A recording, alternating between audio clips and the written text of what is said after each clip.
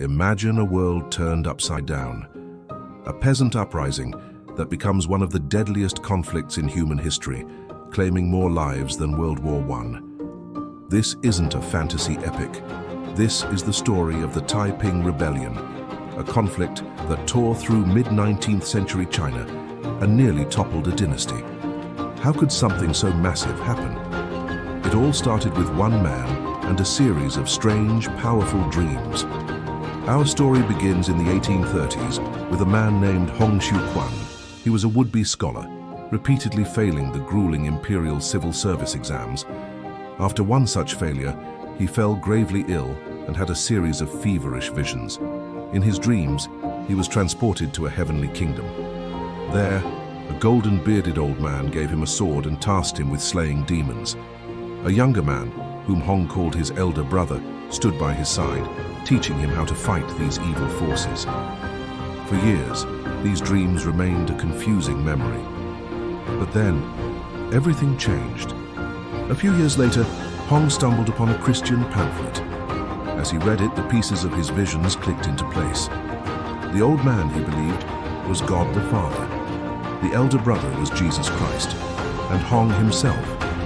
He was the younger son of God, sent to Earth to eradicate the demons, which he now interpreted as the ruling Qing Dynasty and Confucian ideals. He saw himself as a messiah, destined to establish a heavenly kingdom of great peace, or Taiping Tianguo, on Earth. This radical new belief system was a potent mix of Protestant Christianity, ancient Chinese traditions, and Hong's own divine revelations. China in the 1840s was fertile ground for such a movement. The Qing Dynasty, ruled by the Manchu minority, was widely seen as corrupt and ineffective. The population had exploded, but resources hadn't kept pace, leading to widespread famine and poverty. To make matters worse, China had just suffered a humiliating defeat in the First Opium War against Britain, forcing it to open its ports and cede territory. The people were desperate for change, for a leader who promised a better world. Hong Xiuquan was that leader. He began preaching in his home province of Guangxi, attracting a small but dedicated group of followers, mostly poor Hakka peasants like himself. He called his group the God Worshippers Society. They smashed local idols, rejected Confucian and Buddhist traditions, and preached a radical vision of equality. In this new kingdom, all land would be shared, property would be held in common, and men and women would be declared equal. Social evils like opium smoking, gambling, and alcohol were strictly forbidden. For the downtrodden masses, this was an intoxicating promise of utopia. The movement grew like wildfire.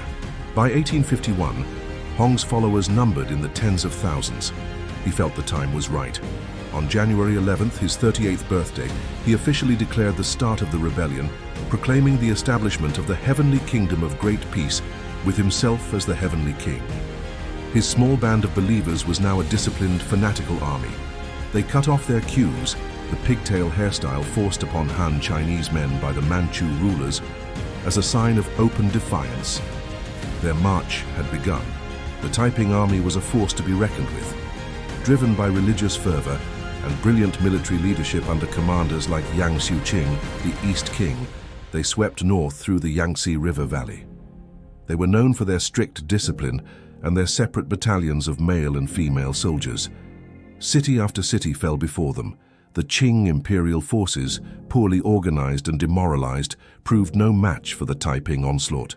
Their momentum seemed unstoppable. In 1853, the Taipings captured the great city of Nanjing, a former imperial capital. They renamed it Tianjing, or Heavenly Capital, and made it the heart of their new kingdom. This was the peak of their power. From here, they ruled over a vast territory with a population of nearly 30 million people. Hong Xiuquan retreated into his opulent palace, leaving the administration and military affairs to his subordinate kings.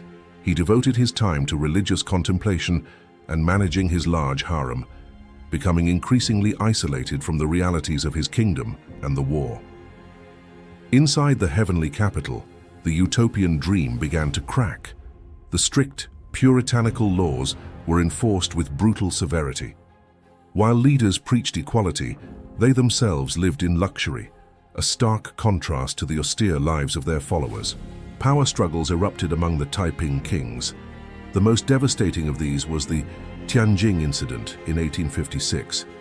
The East King, Yang Xiuqing, had grown immensely powerful and was seen as a threat to Hong's authority. In a bloody purge, Hong had Yang and thousands of his followers executed. This internal conflict crippled the Taiping leadership and shattered their unity, a blow from which they would never fully recover. While the Taipings were imploding from within, the Qing Dynasty was slowly getting its act together.